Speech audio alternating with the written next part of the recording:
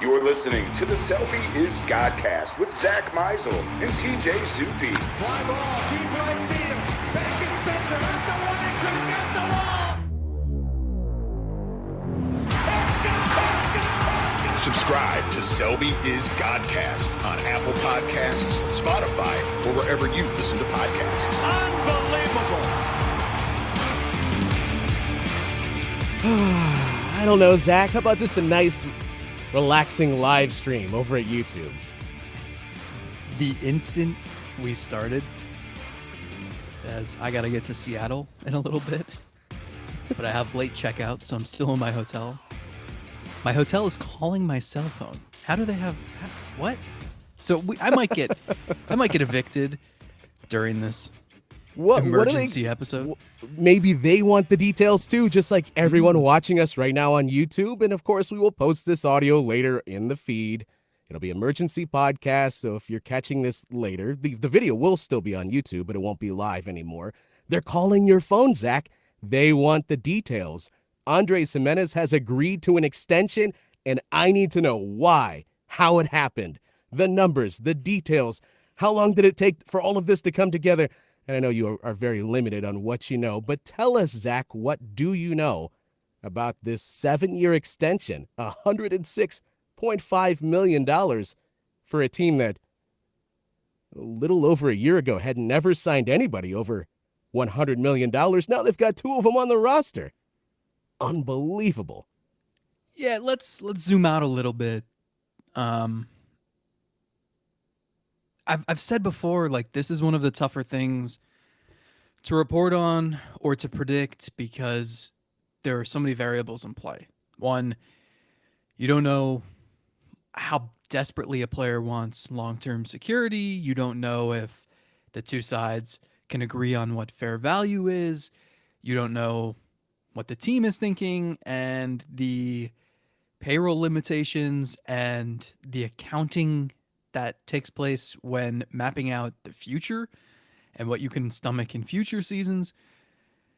And then there's agents at play, and they have their own agendas, and they're working on in their players' best interest, but they have a pulse of what comparable players are worth, what they're getting, what other options might be. So there's a lot of things in play, and the main takeaway here is that it's so fluid, right? So I think the team, I don't want to say they cast a wide net, but they certainly talk through any scenario you or I could think of, and they put out feelers to gauge some interest. Sometimes it's the player that goes to the front office and says, "Hey, I would be interested if you're ever thinking about something." That happened with Miles Straw last spring.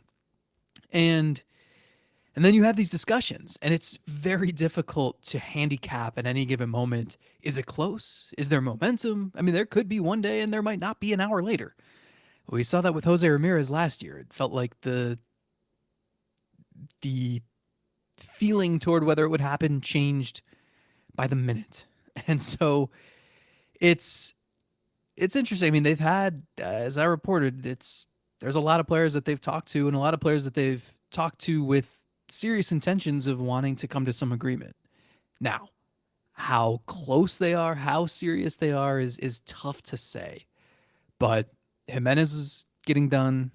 I think you'll see Trevor Stephan follow suit, and they continue to talk to some other guys. So, that's another thing here is everybody has a different feeling on what a deadline is. Some players say opening day, I don't want to think about it anymore because I've got other priorities. I think sometimes, I mean, the team would love to get this stuff done before opening day too. They don't want their players thinking about this. So we'll see if anything else comes to fruition over the next 48 hours. Yeah, we'll see. We'll see, says the guy that had everybody fired up on Discord yesterday. Oh, hey, just keep an eye on your phones. It's a good day for everybody. I will say this. Might have been a little early on that, but you did warn everybody to pay attention. I thought Andres Gimenez was going to get done on Monday. That's full disclosure.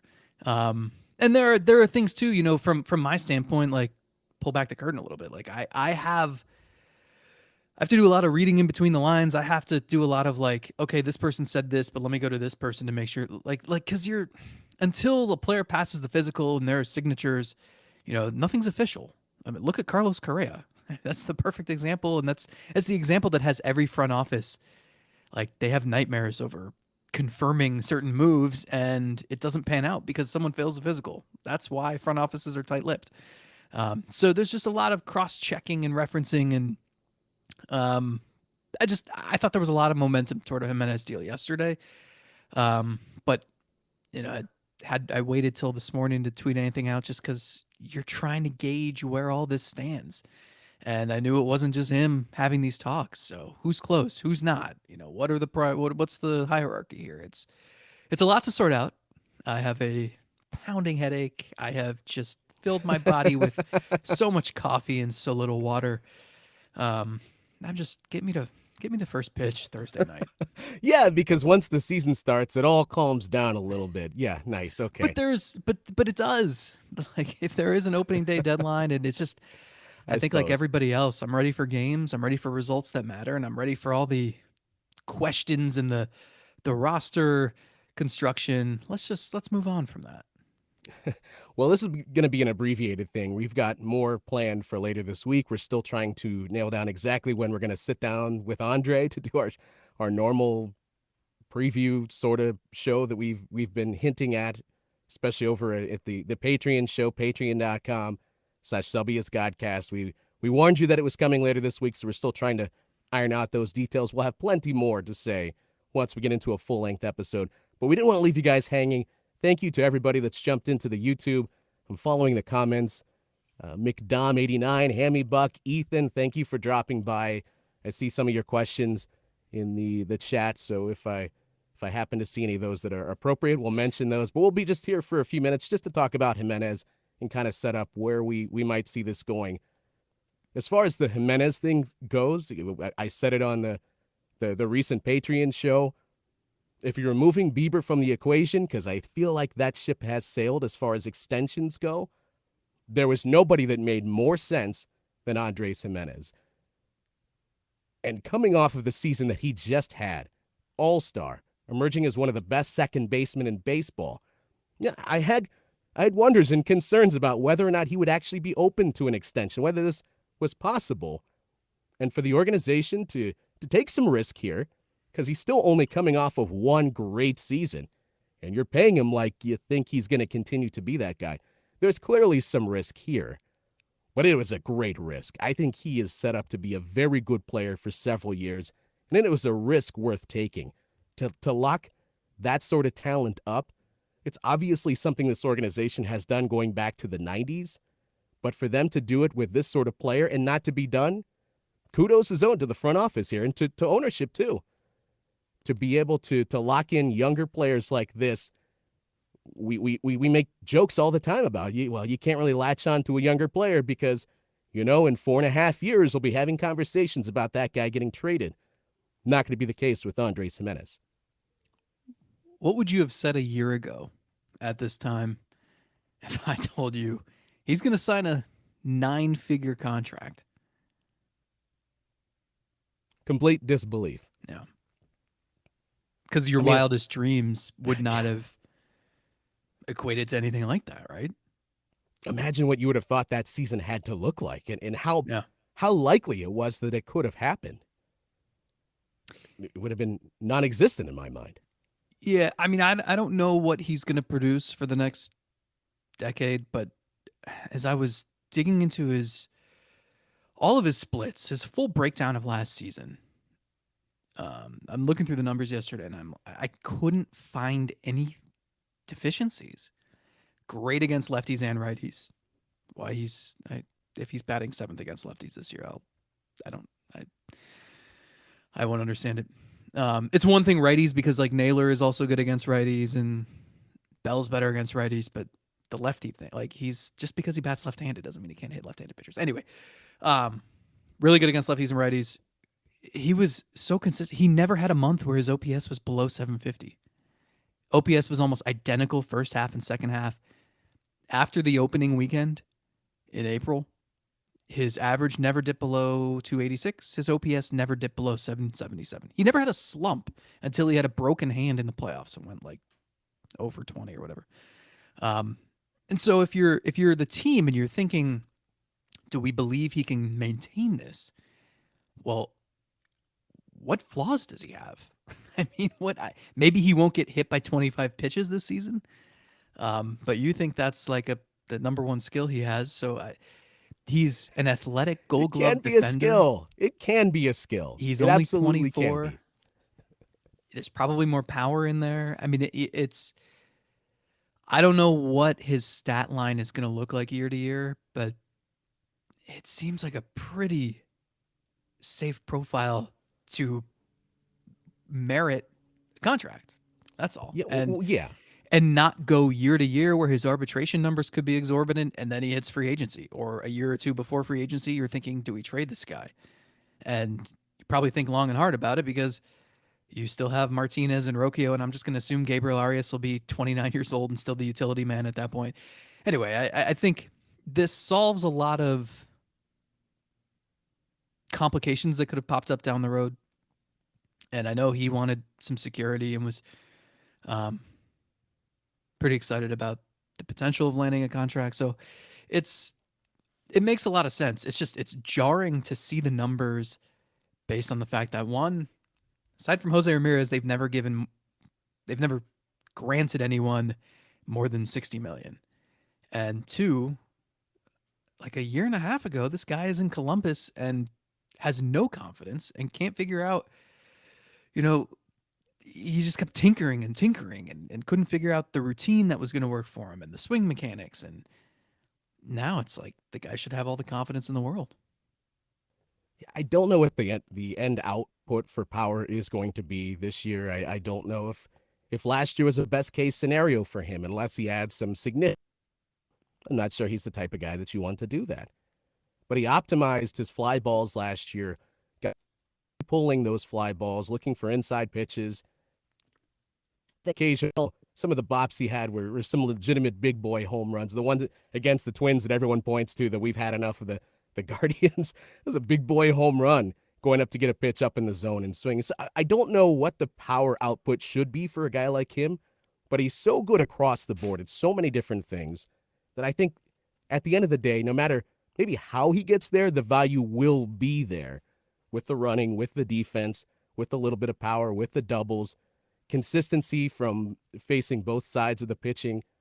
And the other thing is, unlike a more traditional second baseman, this is a guy that could go play shortstop for you. If Ahmed Rosario is out for some reason, he could go play shortstop for you. It's not like you're talking about someone that has arrived at second base and that's where they are in the defensive spectrum. They're playing second base just because of the way the team is constructed. So it's not just some statue that's standing there defensively. And I wonder, as the game has evolved here with the shifting limitations, it's not, second base can't just be a place where you go place a guy. The guy lands there and you just shift his way into just being acceptable defensively. I don't know. Now, maybe there's still ways that you could mitigate the defensive deficiencies that a second baseman might have. Maybe you bring that the left fielder over into shallow right field. But I'll tell you what, isn't it nice when you have a second baseman that you don't need to worry about doing that with because he has the range? And it's a position where there's not a lot of stars. Mm-hmm. So is there value to having, you could go move him to shortstop and he could be among one of the better shortstops. I don't know where he would land right now. I haven't really drawn it up to think where he would land among the shortstops. Nice show prep. But this isn't the long show. This is an emergency, although you've been prepping for this for days. Is there anything to just you put him at second base where not a lot of other teams have a player that dynamic at that position? And right now, with one great season, he has emerged as a top 3 second baseman in the sport. It's not a position full of a lot of star potential right now. So is there something to be gained by having legitimate star power there at that position?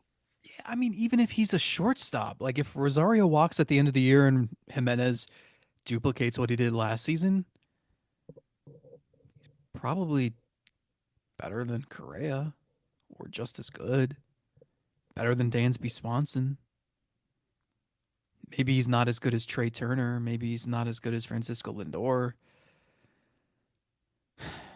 I don't know. I mean, he had a really damn good season and well-rounded.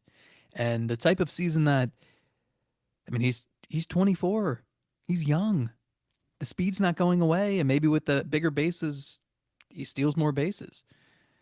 And the defense is going to be more valuable potentially at second base with the shifting limitation. I mean, there's reason to be curious about how he can get better. And you also think about it in terms of money in 2023. And this is why it's I mean, on one hand, like, credit the organization for something like this, but also 106 million over 7 years, maybe 8 for 130. That seems like crazy and huge. It's not that. It's I think I don't have the salaries in front of me, but that club option year is what, 23 Nice million? show prep. that that club option would be like 23 million. That's not a ton of money.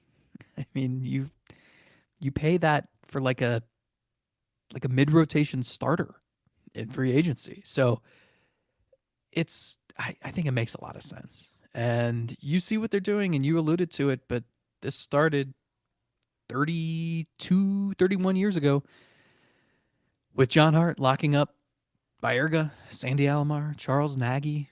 What we don't talk about that I discovered today is that they actually signed 12 players to multi-year deals that spring. You only hear about the ones that worked, but also they did hit on like the core. A lot of the guys, they signed a bunch of pitchers to 2-year deals because they had that bad arbitration experience with Greg Swindell and ended up trading him, and they didn't want to go through that again. But like a lot of the pitchers that they signed for 2 years didn't really work out. But bottom line, we've seen them do this before. There was the home opener in 2014 where they paraded Kipnis, Brantley, and Gomes in front of everybody with new contracts. I think it was a year later, it was Kluber and Carrasco. Last year, it was Ramirez, Straw, and Clase, and we'll see what it ends up being this year. But they've identified their core, and that signifies that the window's wide open. And given how long you have Gimenez and Ramirez in place now, I think that window should be open for a pretty long time.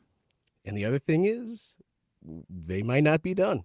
They might not be done with extensions here. I mean, you alluded to it when we started. I know people might be joining us later, but the Stefan thing could very well get done, could be done very soon, or maybe is done, just waiting on finalizing some things. We're still waiting on Quan, Rosario, perhaps.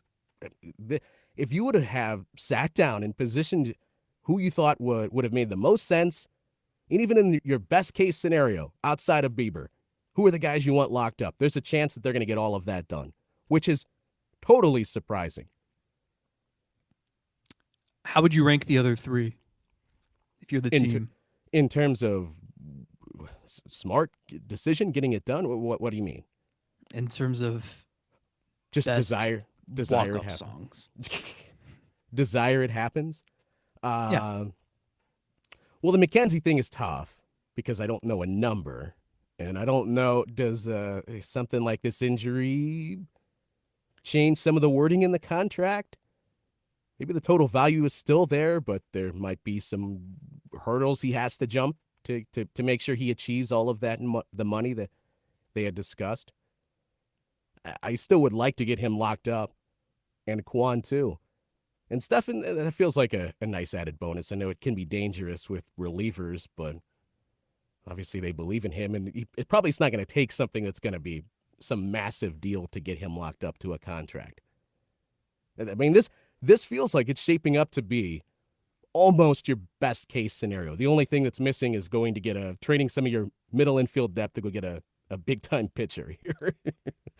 Everything else, almost everything else you could have checked on that checklist has been checked off now if they are to get a couple more of these extensions done. That's incredible. That's a hell of an offseason. It is. I mean, they have, and they do this intentionally. Like, they have so much flexibility that obviously it's not just up to them, it's up to the players, but the only guys with guaranteed salaries beyond this season are the 3 guys they signed to extensions last spring. That's a product of how young they are. So many guys are pre-arbitration, but that gives them ample flexibility. And so you go sign these guys now, and then you have your core in place. You know exactly what you need moving forward, and you can make some trades, make some free agent signings to fill in the gaps. And it's a good way to build a roster. And they've done it successfully in the past. And now, I mean, it's crazy to think. I was sort of going through the terms with Paul Hoynes today, and I was explaining that Gimenez he'll be under control through 2029, and I think an option for 2030 if I have that math right. And he's writing this down. He's like, 2030. I was like, yeah. Did you ever think that you would be reporting about the year 2030? And he said, I'll be pushing up daisies by then. And I said, you probably said that about 2000. Oh, he's outlasting us all. I know. I said, you'll still be on the beat. Don't worry. 80 years old, running strong. Let's run through some of these comments we've got over at YouTube before we get out of here. And again, we'll be back with a full-length show coming up later this week before the opener. Ethan says he appreciates the sacrifices you've made, Zach, so thank you for that.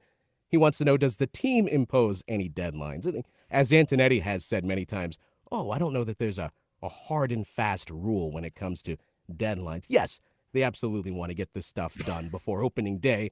But if they're I like, think you got that word for word. but if they're like this close to the finish line, they don't go, well, that's all. Sorry. Rip up the contract. No, they'll obviously work past the deadline a little bit if they feel like the momentum is there. I thought there was a countdown clock in their office with a big buzzer. Like to the Echo countdown, the Y2J clock. Womp, womp. Hammy Buck says, last year I would have said they traded Ahmed and he played Gold Glove shortstop, speaking of Gimenez, and Silver Slugger bat. As the only happened. A lot changes in a year. A lot changes. Yeah.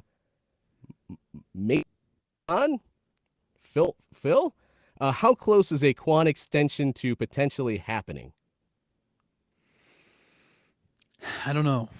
Go to the Discord. He drops you hints. That's all I got to do. I just tell you, he'll drop you hints in the Discord. But like I mean, I asked.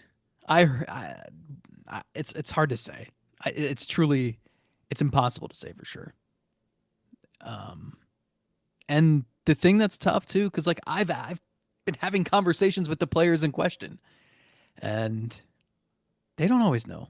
It's the agents negotiating on their behalf, and they're sort of waiting to hear sometimes too. So it's really hard to say. Nothing's done until it is. I know this has come a few times in the comments. Can you again confirm when this starts and when it's supposed to end? Because there's some confusion between some of the reports out there. Gimenez? Gimenez, yeah, sorry. 7-year deal with an option for an 8th year. So what is that?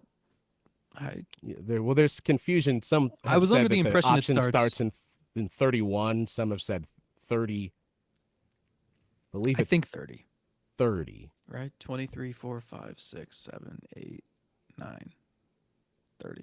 30. I believe so. Yes. We'll need clarity on that, but I'm pretty sure. Well, we'll have more on that coming up, but we wanted to be here at least for the moment to say hi. We didn't forget you, and we wanted to put Zach to work because we know he's been doing nothing for the last 48 hours. But really, I haven't produced much. It's just sitting. All the legwork. Sitting in stress. You can be sure the rest of these extensions will be announced while I'm on a plane today. So maybe you'll be on the plane where it's happening. That's never happened before. Well, we'll have more coming up later this week over at Spotify, Apple Podcasts, wherever you catch your podcasts, and we're supposed to fingers crossed, get everything settled with Andre Knott, so he'll be on later this week too to talk about all of this. It's going to be fun. Thanks for hanging out with us. Bye, everybody.